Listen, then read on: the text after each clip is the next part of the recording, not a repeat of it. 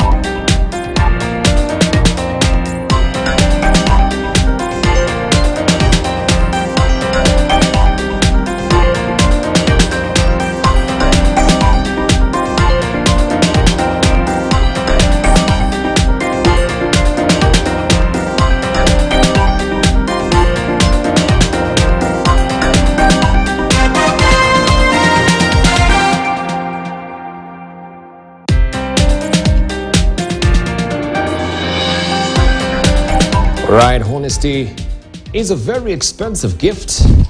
Don't expect it from cheap people. This is what Warren Buffett has said. Honesty is a very expensive gift. Don't expect it from cheap people. And of course, we know honesty is such a lonely word in our epoch of time, where people don't want to be honest. And of course, they want to have some jiggery-pokery ways of doing things in life, shortcuts as well. They don't want to go through the rigors of the processes to make sure that they attain what they do. So make sure you're that person who's honest today. Let's see what is fresh off the press this morning. And we begin with a bold paper, which is the Standard, and is holding the splash for us today. The flying president. President William Ruto has a penchant for flying. So great is his love for trouble that he appears he cannot pass up any opportunity. So far, he has been abroad 38 times, even as back at home, little seems to be moving, from the university funding crisis to the high cost of living quandary. And this story is tucked away on page 2 of the bold paper this morning. You're given an illustration of how he's been doing this, countries that have been visited so far.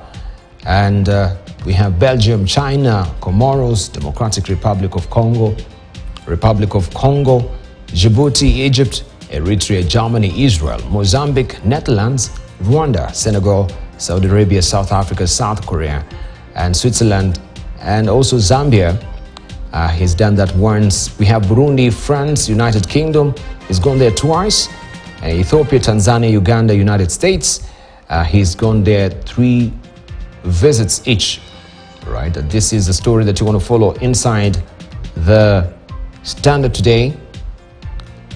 Or what they have been advancing as an argument is the fact that, of course, is going to look for investors an opportunity for the countries and bilateral deals so far. So you can read all that inside the Standard today to find out what are some of the exceedingly beneficial outcomes that have really come from this particular visit, the flying president. That is what we have. Also, Looking at the teaser, pressure mounts on government to pay varsity funds. National Pages is carrying out this story on page 6 and 7. Pressure mounts on government to pay varsity funds. There has been a lot of confusion around the university funding model, and the people are seeking clarity. That fund has not been dished out as it is right now, and maybe Professor X and Iraqi can tell us more about that much later in the course of the program. What does it really portend, especially right now that we have a shocker to the parents that it is not as it was taught it to be, that you are going to benefit. At least there will be some cushioning around it, but right now it seems you are on your own. Mwangaza shown the door again.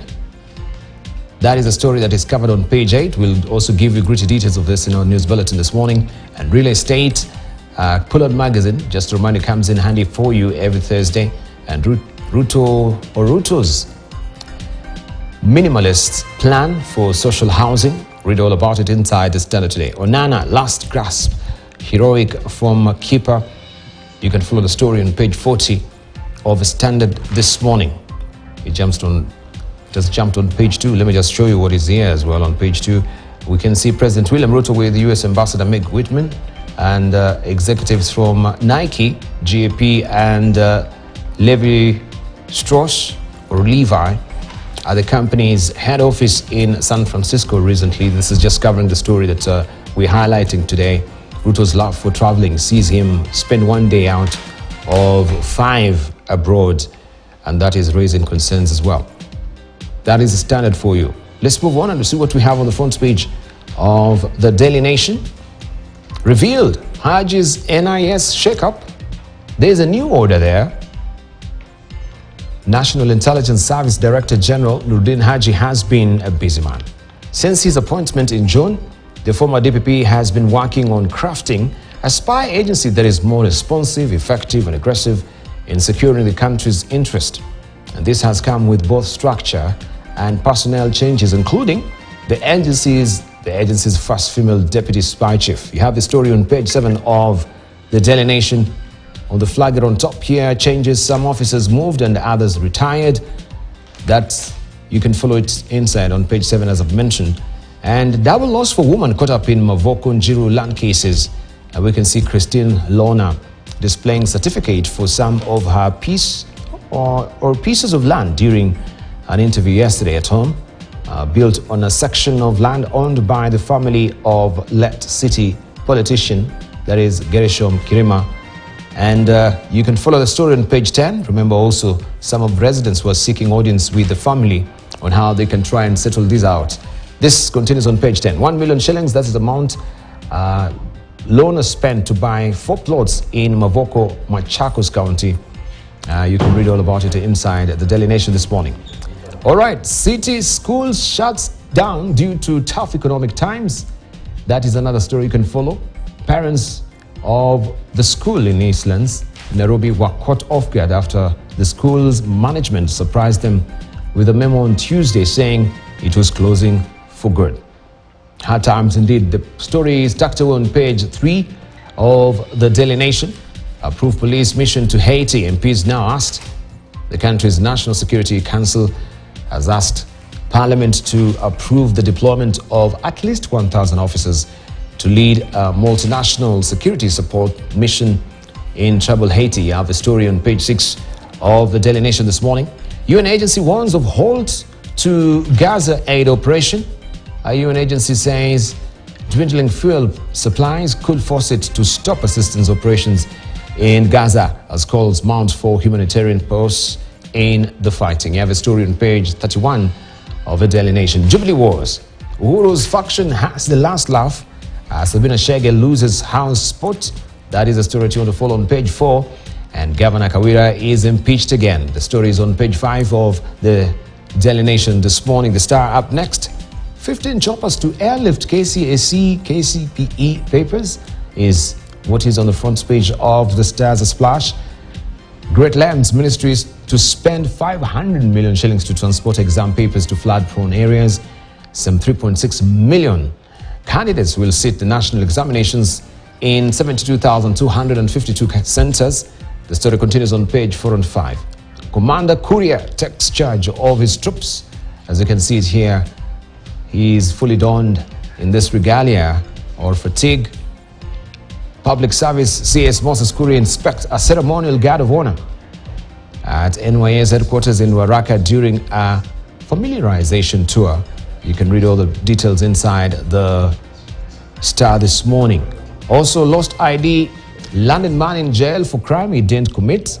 Just be reminded, if you lose any of your documents, it's important to report to the police to avoid such calamities as well. It can be very hard to exonerate yourself from such situation if your ID is there. So be all the wiser. If you lose any document, make sure you report it to the nearest police station. Jubilee is a party and Chege is its whip, rules Speaker. It was big win for nominated MP Sabina Chege after Speaker Moses Wetangula declared Jubilee Parliamentary Party and handed her the power or the powerful whip position. Right? This seems to be different from what other dailies are saying that she lost it, because if you look at the Daily Nation, Jubilee Wars Uhuru's faction has last laugh as Sabina Chege loses our spot. The Star is reporting differently, that the Jubilee Party is a party and Chege is its whip. This is what the Speaker had ruled. So, of course, we'll run about the story to just get clarity on that. And that is the story that you want to follow inside the Star this morning. Chelugui, yesterday the splash was all about him and Mandago being embroiled in the job scams abroad. And here he comes to defend himself. He says, I have no link with Qatar Jobs Fund. Was just doing my job. You have the story on page 8 of the Star this morning. People Daily up next. Meru MCAs send governor home. Impeached for second time, 59 ward reps vote to kick out Kawira Mwangaza, accusing her of violating constitution. Court declines to stop process as ruling set for tomorrow. Senators have final say. And the story is tucked away on page 4 of the People Daily this morning. Uhuru Kenyatta, astute leader, turns 62 today. It is his birthday. As the retired president celebrates his birthday today, the Kenya Yearbook Editorial Board shares in-depth insights into the man, how he scaled the ladder of leadership and his legacy as Kenya's 4th head of state. You can follow the story inside the People Daily on page 6 and 7 today. Shipping costs to come down in race to beat Dar. Right, since now we had Dar giving some of the bats there to be supervised or managed by the DP World. It seems this is also giving us some headache as it is right now, and charges are affecting the port of Mombasa. This will be reviewed downwards to increase Kenya's competitiveness over Tanzania and raise volume of cargo pledges PS. Also, we can see King Charles hosting Kenyans in UK ahead of Nairobi visit. King Charles with Kenya's High Commissioner to the UK, Manoa Esipisu, and other guests when the royal family hosted Kenyans to a reception at Buckingham Palace to celebrate 60 years of Kenya's independence. The King and Queen will visit Kenya for 3 days next week. Right, so prepare either way. That is a story you can follow inside the People Daily this morning. Let's see what Taifa Leo is holding for us. Raila alizundua unga feki. That is the story there. Raila alizundua unga feki. It says ripoti ya KEBS yaonyesha unga wa mokwa una viwango vya juu vya sumu aina ya aflatoxin.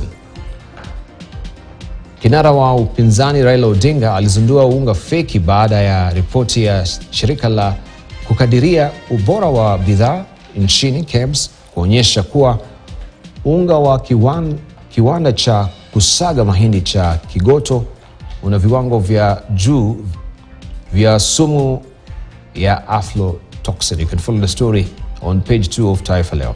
Hatimaye Sabina Chege afurushwa. That is what Taifa Leo is saying.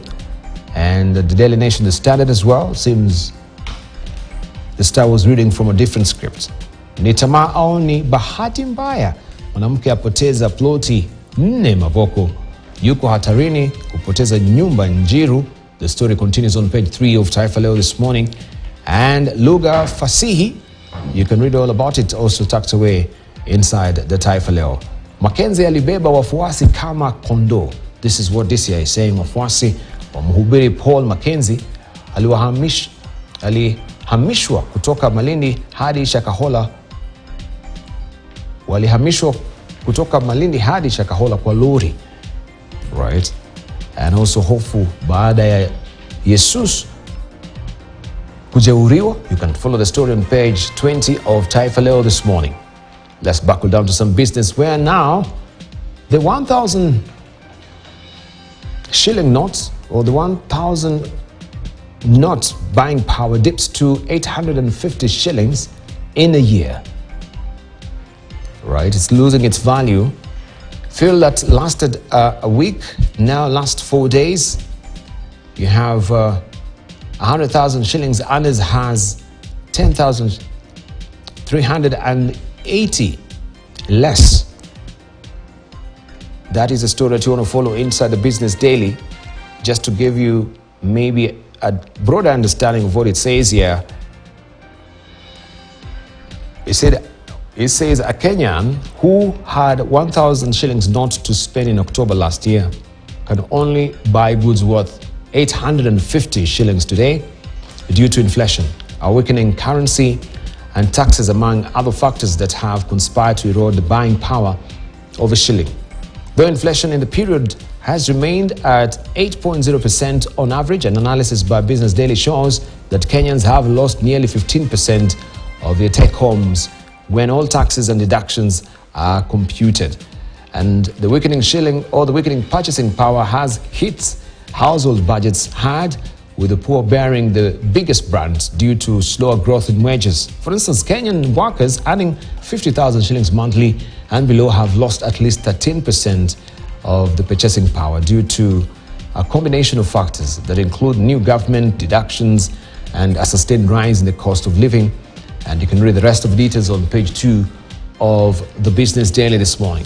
NSE retail investors dump share for T-bills. Retail investors have loaned the Kenyan government an extra 174 billion shillings this year as they flee from the stock market, which has lost 29.4% of its wealth since January. Follow the story on page 2 of the Business Daily this morning. Pakistan top Kenya export market outside the ESC, and Absa CEO shakes up top brass 6 months into appointment.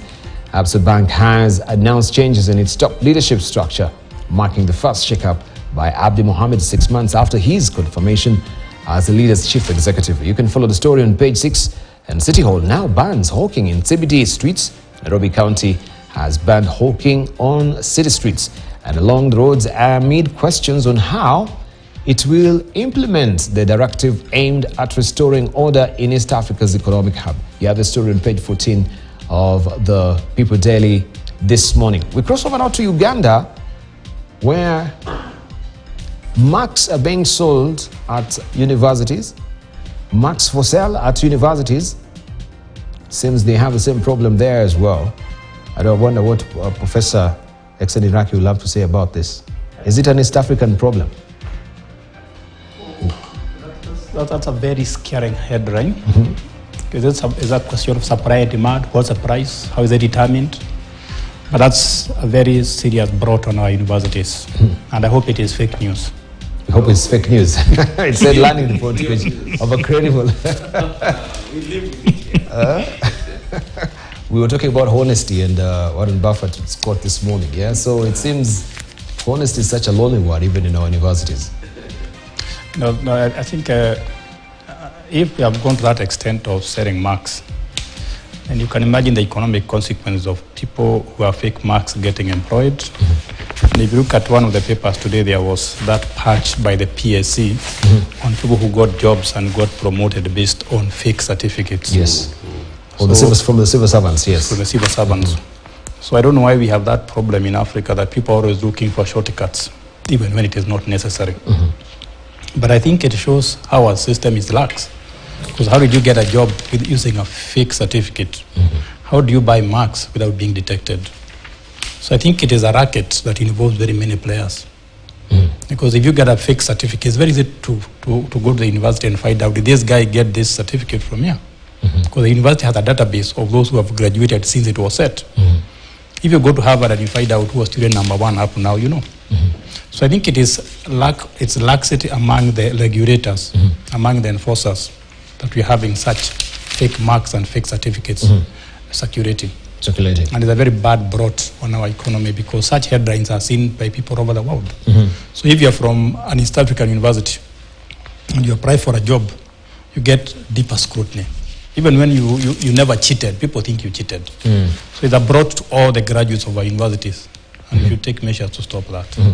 Right. I wonder what Chairman will have to say about this. Well, at least the Ugandans seem to be a bit more advanced than us. They are trading with the real cash in the open market. we have had allegations of sacks for grades and things of that nature. Ours is still in the barter trade. So I guess Uganda has moved a step ahead. But either way, these are serious governance challenges. Missing marks, you hear stories on either side. One professor was telling me that a student who actually never did this paper, went in, signed on, and went away this paper, later claimed that he had actually handed in. But they proved later that actually he had it, and he apologized. So it goes both ways. Marks are actually lost because you have not paid up the lecturer. He waits a year or so, and then he can't find a script. Or students can cheat. I think either way there are serious governance issues, and I would hope that in whatever way they do it, we must get up to accountability, both by the academic staff, but also on the part of students, a higher sense of responsibility. And I agree with the professor here that, as a matter of fact, when those kinds of things happen, you degrade the value of the certificates, genuine or otherwise, because people might just assume that the default position is that it's not genuine. So I really think it's a travesty in our times, and we need tighter control. Right. Actually, Raki, if you may remember as well that there were questions regarding the veracity and the credibility of Ugandans' degrees abroad were being questioned. Could this be part of it as well, now that you're revealing there is a demand and supply that is ongoing, and the credibility of it is being questioned abroad? I think there's a bigger issue than just marks for sale. One of the big issues that we have in Africa, Kenya including, is corruption. So I don't think our institutions are immune to corruption that is very common in other parts of the society, from the police, from everywhere, from regulators. So you find a lot of people asking for bribes. So it was a matter of time before this cropped up to the universities and to other institutions of higher learning. But when you think of things like missing marks from my colleague, yet say that way. If you ask a student why you are missing mark, they always say it is the lecturer, is the professor. But most of the time it's the student. During our time when I was in university, I don't remember hearing of any missing marks, because students diligently came to class. They sat for the CATs, assignment exams, what they were supposed to. So nowadays, they don't always come for the exam when they are supposed to. They don't always come for the CAT when they're supposed to. So so you don't have their records, but they insist that they did the CAT or the exams. So I think it is both ways. It's both ways. Let me drop in Bill Okero. Good morning. Morning. Yeah. Good to see you. We're just going through the paper review, and now we're in Uganda, right, where there's the selling of the university degrees or the marks. I think if Uganda is doing it, they must have copied it from Kenya. They learned from the best. They learned from the best, because we have been at it for a while. I know, for instance, when the county governments started, that there were a lot of people who were recruited, who had fake certificates. And so that's why you found last year, when the second generation of governors came in, there was an issue of a lot of ghost workers, or workers who didn't have qualification, people who had fake papers. It's becoming common for the last, I think, 15, 20 years. It's becoming common. I mean, people don't think twice about it. The students don't find it unusual. I mean, there's no more, it doesn't prick their conscience anymore. There's nothing unethical about it. And people get it done from the university. You know, and lecturers, some of them, of course, there are many good lecturers, but there are people who you pay fees. It's happening in schools, not only universities, by the way. Schools, you pay money, and your child is given, you know, those annual exams. The child is number one. It's happening in many schools. It's happening in universities. It's become prevalent, and I agree with Prof. here that it is. It's something that is pervasive because of the corruption that is pervasive in society. So this lack of integrity has gone down into the society. It has become a norm. Yeah, so it's really worrying. Yeah, it's worrying. But I have a bigger worry over this issue. I was looking at some data some times ago for Australia, and I found that education was Australia's second export. In addition to, I think the reader was minerals. So you can imagine how much money Australia has been making from education.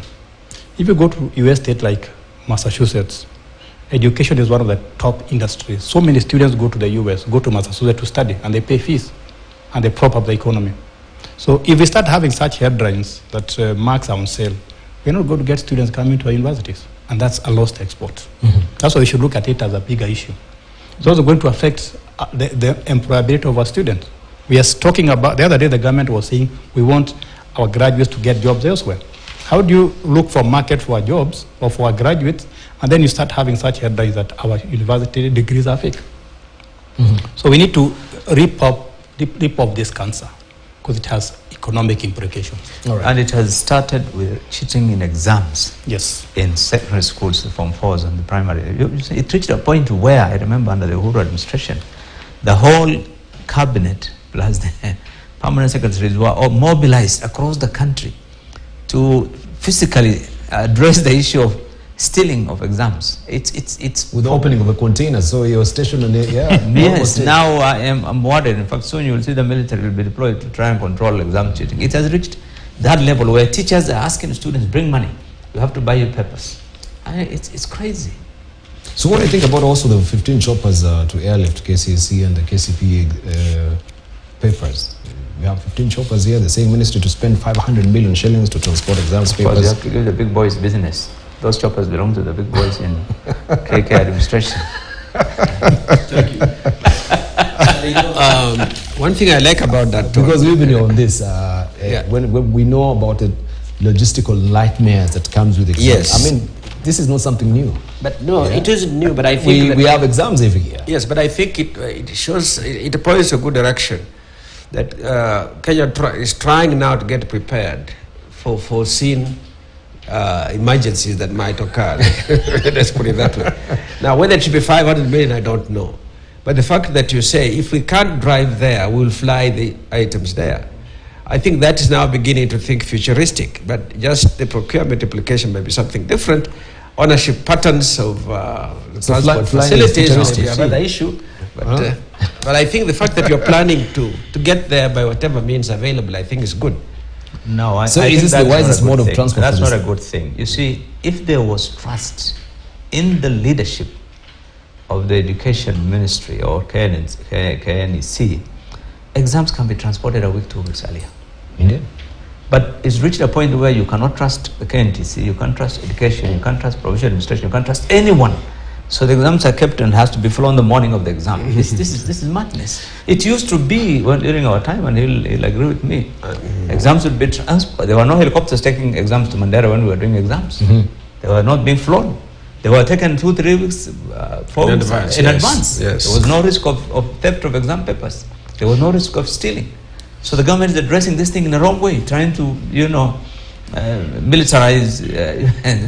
What they need to do is address the human aspect of issues, where there is lack of integrity, and deal with that problem. So is this really but I think so much backed in our psyche that I think it's we good have that to contend with it and agree this is part of our lives? Yeah, No. So I think I buy what Bilo is saying, that there are significant underlying issues, but in search for the solution, there is what you must do this October. This is going to be October or November, next week. And there is what you can do a year from now. So hopefully we'll get back to modernizing and tightening in society so that a year from now we don't have to have this. But this year, 2023, expecting that there might be an El Nino. We are saying if there is, this is how we are going to solve it. The audit agency should get back later and find out if in fact it was a job for the boys and for their forms of transport. That also should be looked at later, obviously. All right, but well, we're just coming from that issue, ex-Iraqi, of the funding for the floods, the El Nino. Now that is not happening, we have to justify as well, because it's being flowed to flood-prone areas. But we had a solution to this problem 10 years ago, when Jubilee government introduced laptops. When I did an exam like GMAT or GRE some times ago, I went on the computer online and did the exam and got my results. So if you introduced laptops 10 years ago, there would be no need of writing these exams. Students would be doing those exams online. After all these students that we have today doing KCSE or KCP are digital natives. They know how to use computers better than you and me. So if we digitize our education system, students would be going to on the computer one morning and they are told this is maths. They open their computer at one side of the country. They start doing the exam, and there will be no issue of leakage. So why don't we have a technological solution to the cheating of exams? In fact, there's a very interesting editorial cartoon there. Once we're talking about laptops, because there's this young boy or a girl there saying, forget about the free laptops. Where are the free diapers that were actually not seen that one promised? Yeah, that were promised during the campaign periods. So forget about the laptops. But the question is, even as we're winding up on that, because it's raised a very good concern that we have cheating happening here, and now we have to purge the civil servants because we have fake papers within the civil service.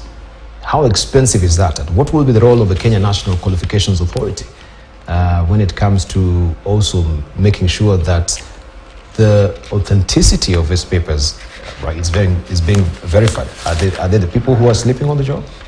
You see, we have really significantly undermined the integrity of the certificates or qualifications or degrees of this country. If you apply today for admission in a university outside or any job in this country, the first thing you are asked nowadays is get your documents certified. That used to be there even before. Now you are being told, can you, even you, get a police certificate of good conduct? I mean, students being admitted in universities outside. Why? When we inquired, we were told it's because even in your country, if somebody is applying for a small job, is being asked, bring KRA certificate, bring a police certificate of good conduct, bring clearance from anti-corruption. From HELB as well. I mean, we have created an atmosphere of lack of trust in our institutions, so that those embassies who are here telling their countries that, look, even in the country they don't recognize these things, so you must ask for all those documents. So I mean, recently I applied to join membership of a small club in Nairobi here. The first thing I was told, bring a police certificate of good conduct. I said, what? Nothing is being agreed to nowadays from this country. Everything is in doubt. And it's because of the perception created by the government. When they are giving you, if it is to be given a small job somewhere, you must bring all those things. I mean, you've seen it. They advertise nowadays. They're recruiting officers, and you're told you must bring police certificate. You must get your certificate verified. So nobody can trust the certificates now from here. And then we are announcing cheating of exams has become a major issue. The president will announce. The minister will go with his military and look. It's becoming, everybody can see what's going on. It's a militarized affair. I mean, so it's really created a problem. I think we need to address those issues. We need to, and I agree that, this is one of the key things in which we invested from independence, education. And now we are losing it. We are losing it. So I think the key issue you're addressing here is trust. Trust. We don't seem to trust one another. We don't seem to trust institutions. And I remember one time I found in the US that if you say you are married, you get a very good insurance rate, because they think if you are married, you are more secure, you are more conscious of accidents and so on. But when they asked me whether I'm married, I said yes, and I got a very good rate. But nobody asked me for my marriage certificate. They believe what they tell you. Yeah, maybe you're donning your ring. Or I didn't have a ring, but they believed me. So this issue of trust, if you ask Biro Kero, he will tell you that as a businessman, his biggest problem is trusting the employees. You don't know who to trust. So if I am giving an exam, instead of worrying whether the students are getting the skills I taught them, I'm worrying about cheating. So this lack of trust is distracting us from focusing on the big issues in economic growth. And it is not, it is a responsibility for all of us, the students, the teachers, the police, everybody is responsible for the erosion of trust in this country. And it is something I would ask the Kenya Kwanza government to do, is to bring back trust, institutions, in each other, and in our communities. I agree with my colleagues on the issue of the importance of trust and the fact that there has been a trust erosion. But like, if we may borrow vocabulary from the Cold War, Reagan used to say, we trust, but we must verify. So I think trust is fine. It was about nuclear war. Yes, but you must verify compliance and so on. But in the US, which is a good example, he has given one example where they didn't ask. If you go to purchase a durable good like a car or something which might require some limited credit or something like that, after you've filled out the papers, they're persuading you to take the loan and you drove home your car. They go in the back office and they're able to access different databases. By the time they come out... IT again. Yes, yeah, really, it's very... By the time they come out of the back office there, they have known whether you're a crook who's going to be cheating, you're a good guy that they must hold on to and so on. So where we are heading, access to this information is going to be a very critical thing. They will no longer be sending us to go to the police to bring the verification. They'll get the verification themselves directly. And they'll just come wave you, give back your documents, say thank you, go. Or they call the police there if they have caught up with the big thief on the 40th day. But why shouldn't they really centralize it like the way we have the Credit Reference Bureau? Yeah, something like that. Right? Yeah. So that we know there's a portal, there's a go-to portal where we can verify all these credentials. Yeah. What is it? What is so hard in setting it up? Why would we be getting there? I think that will be one of the appeal text by the Kenya National Qualifications Authority, so that you just verify, or maybe a text. There are a lot of people benefiting from this inefficiency. Because for you to get a fake job in the counties or elsewhere, there must be somebody protecting you. You cannot just go and get a job with fake certificates just like that. There must be somebody protecting you. And there's a whole circus of people. Somebody will tell you, go apply for this job, use this fake certificate because somebody will protect you. And that's why I'm saying it's a whole institutional issue. So we must deal with the institutions themselves. We must deal not just with the people, but the institutions. We must institutionalize trust. So that I don't need to worry about you as the ball, but the institution you work for and the institution you start for. All right. And that's why we were saying this is the quote we had earlier, that honesty is very expensive. It is. Gift. So maybe it's very expensive gift and don't expect it from cheap people. Right, we want to head to Meru right now, where Meru Governor Kawira Mwangaza has been impeached for a second time. The County Assembly of Meru voted in support of the motion to impeach the governor. All the 50 MCAs present in the chambers voted in support of the motion. Meru County Assembly has 60 MCAs. The focus will now shift to the Senate, which served Mwangaza in December 2022 after she was impeached by the MCAs. Honourable members, it's now my pleasure to announce, and this juncture, honourable members, the ayes have it, and the motion is passed. And the governor stands impeached by the county For the second time in less than 12 months, the governor of Meru, Kawira Mwangaza, has been impeached by members of County Assembly of Meru.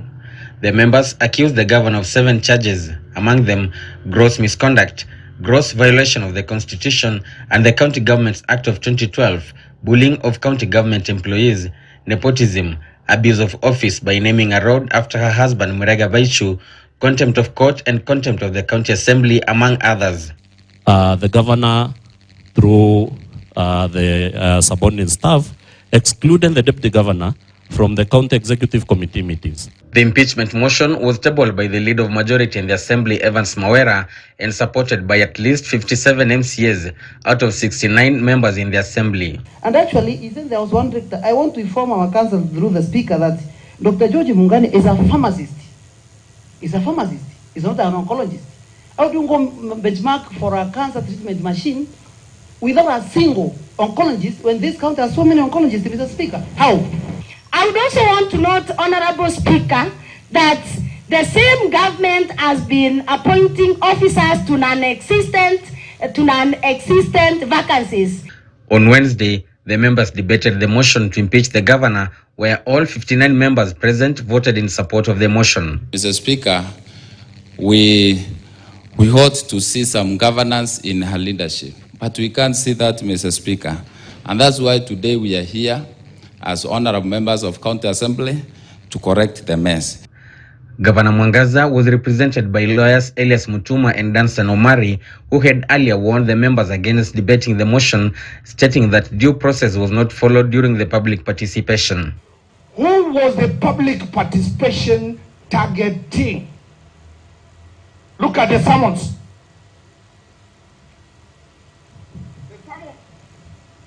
The summons are in regard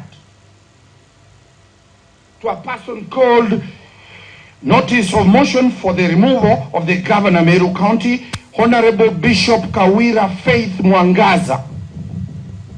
Who is that person? Mwangaza now becomes the first governor to be impeached twice in a year after she survived another impeachment at the Senate last year. All eyes now shift focus to the Senate, which will decide her fate. Clement Masombo, KTN News. Interesting editorial cartoon that we have also in the Standard today, and we can see Mwangaza, she's running away from the hot seat there, burning, trying to call, and of course what the message is coming is that due to lack of funding, the Meru County Fire Department is not operational at the moment. Leave a message after that beep, beep, right? And you can see also tucked away in her purse there or bag is the husband. And also monies are jutting out of that particular. But Bilo Kero, now that you've been in the Senate and following all this saga, she's not really had any chance to sit and buckle down and work. It's been an impeachment and now another one. So we wait for the Senate to see if these particular allegations actually will hold or stick at the end of the day. But what is a crime? What is a gross violation? Even listening to some of these, allegations that were being yield or they were being forwarded on the floor of the House. Yeah, let me start from the premise that the law under Chapter 6 of the Constitution is very clear. What is expected of a state officer in terms of the conduct, in terms of leadership, in terms of responsibility. And if someone fails to live up to that requirement of Chapter 6, then you can accuse the person and seek to remove that state officer, whether the president or a senator or any of the people who hold state offices from office. Second thing is that the county assemblies have a mandate of oversight over the activities of the county government. And the county governor is answerable in many respects to the county assembly, not just on literally everything. There's no project, there's no activity that you can do in the county government without approval of the county assembly, including the budgets, including the oversight, including legislation and everything. They operate like parliament. But third point I want to say is that there is, in my view, personally I always hold the view that county governors, to a large extent, have been engaged in excesses, particularly on matters of financial probity, I think, and on matters of the way they hire people and so forth. It's always been an issue. And so I, as a matter of principle, always support the work that county assemblies do in that regard. However, we don't live on the moon, and we live in this country. What happens some of the times is that there's a lot of political undercurrents with regards to the office of the governor. And so county assemblies have in the past being mobilized to, gang up against a governor and have that governor impeached. And we saw it in the last administration.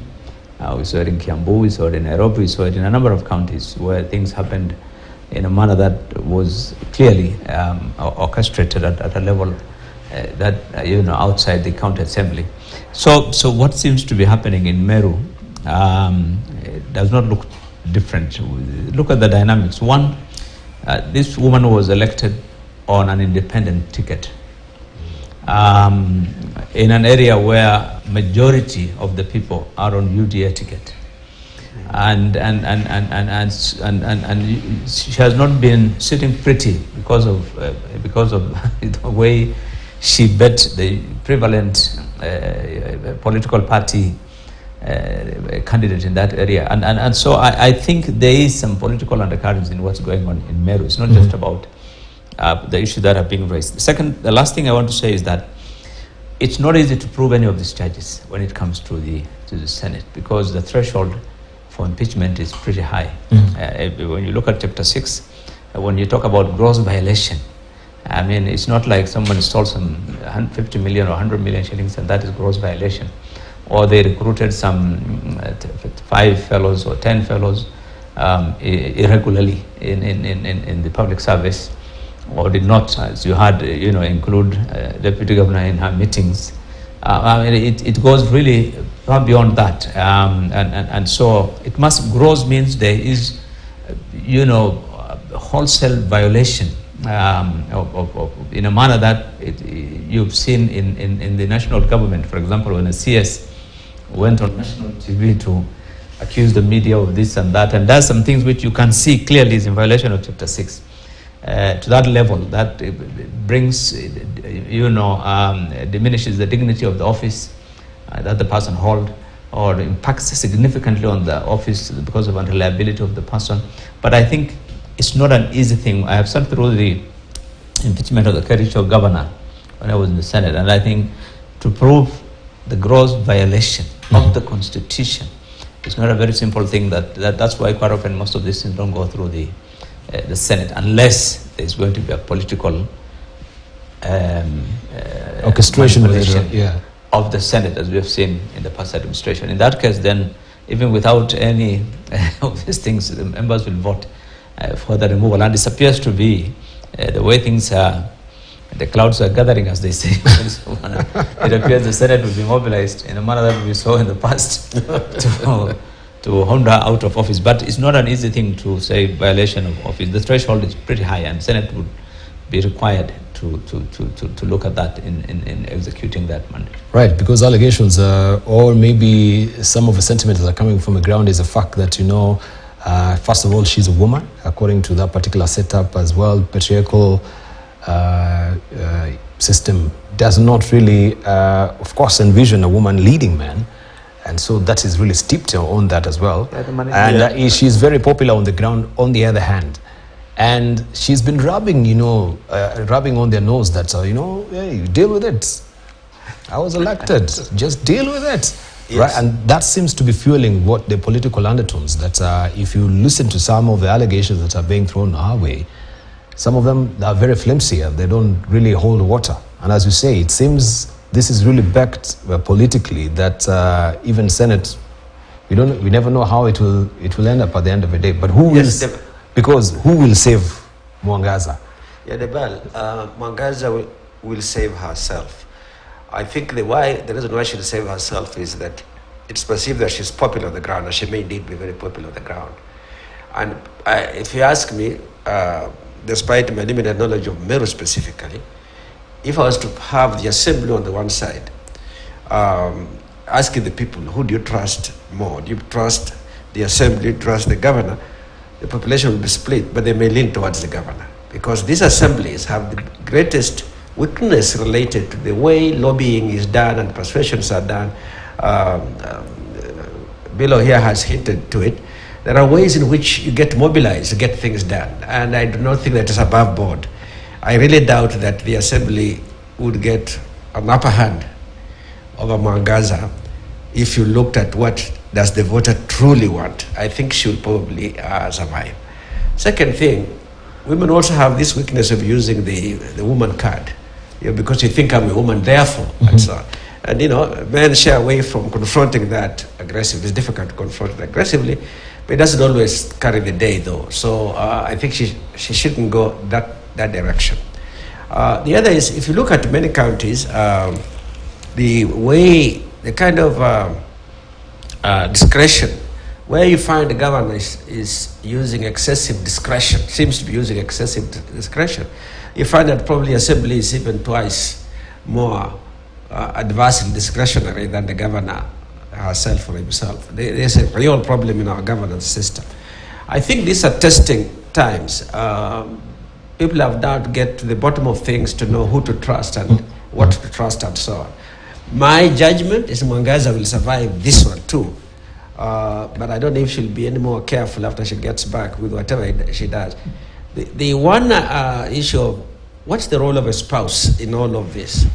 We like to quote America. There was a time when President Reagan and his wife, the little lady, she's, God bless their souls, they're both gone, used to go to the cabinet with her husband. And she would listen in, and sometimes she would comment on what is going on. We only found out later that Reagan had serious, what do you call it, dementia, and that I think the wife was playing a useful role, as it were, but nobody knew that at that time.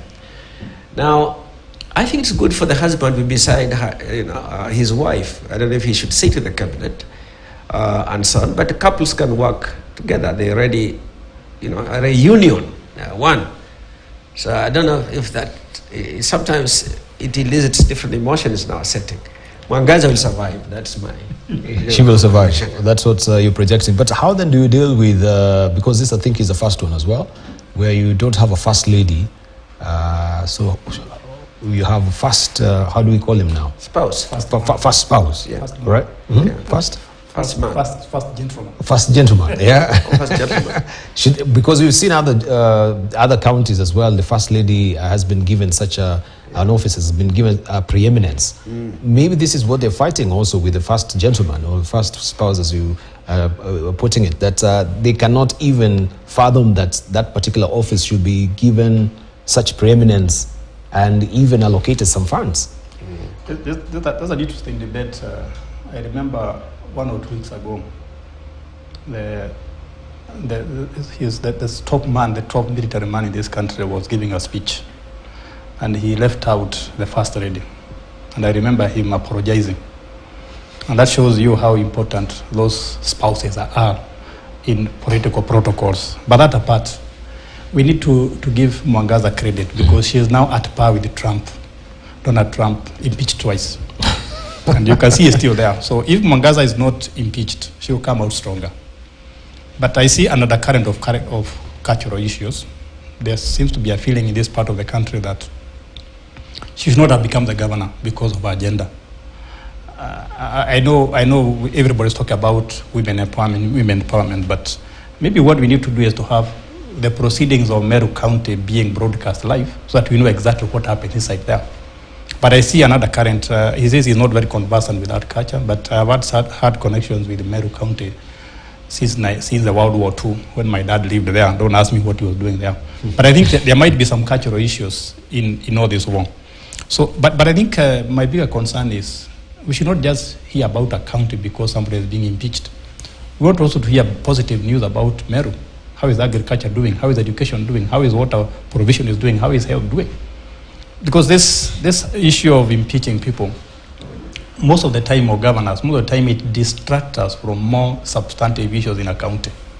But it is politics. Let them sort it out. Let them go to the Senate. Let her be impeached or not impeached, and the county goes on. But my suspicion finally is there must be a live wire to this impeachment. Twice, so soon, there must be an invisible hand somewhere. And once we get that invisible hand, I think we know what is happening. Bilo, we went up with you. No, and of course, live wire in Kenya is a common thing. But I think also the management style of a leader sometimes contributes to poor working relationship with other institutions. I don't know her, but from what I have seen in the media, she looks very aggressive, and you know, in her attitude towards the MCAs, and and the way she also keeps bragging about her popularity on the ground and so forth.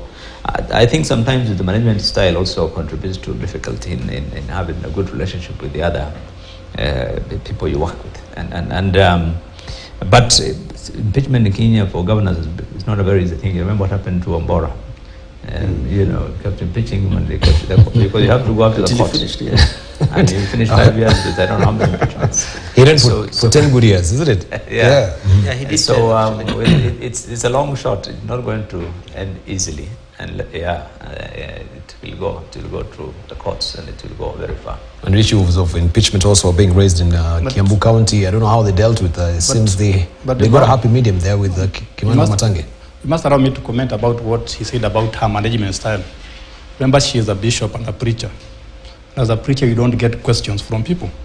So maybe she's finding it very difficult to be asked questions by MCAs when she's not used to being asked questions in good faith. But who said as a bishop, it depends. You don't ask bishops and preachers questions. This side of the world, maybe they're not really questioned. That is truly a making then of a cultic leader. That we can't question you, we can't ask anything, you have to follow your order. Also remember, she defeated a national icon, a sitting governor of national standing as an independent, and she won. That counts for a hell of a lot, I can tell you. Defeated UDA, defeated... as an independent, yeah. Yes, what do you call that? Yes. The bus. Azimio. She stood out. She came out. I think we sometimes forget that. And probably she's conscious of that. And she knows that there is a reason why she won, and that will still be on her side. I don't know if it's because there's a live wire trying to pop her out. Her style may just be too abrasive. We were together in Parliament when she was woman rep for Meru. But she didn't stand out in any particular way. No. I don't even remember how many times she spoke. Maybe she did, of course, but nothing really stood out. But probably she has an inner power that people do not appreciate. Certainly, she couldn't be somebody. Peter to cut. That's where we all tend to go, isn't it? Okay. Right, we're due for a station break right now. Yeah, you finished? Yeah, thank you. Yeah, so we're due for a station break. When we circle back, of course, we look at a lot of issues that are affecting the country right now. That being as well that the inflation affecting 1,000 shillings as we have it in the Business Daily today. That is only 850 shillings, and you can chip away at your salary, even 10,850 shillings as it's been indicated there, or somewhere approximately there. And of course, also the president asking for the CS to be prod that were involved with the edible oils. Now we have EACC going after the Kenya National Trading Corporation as well to try and find out why we have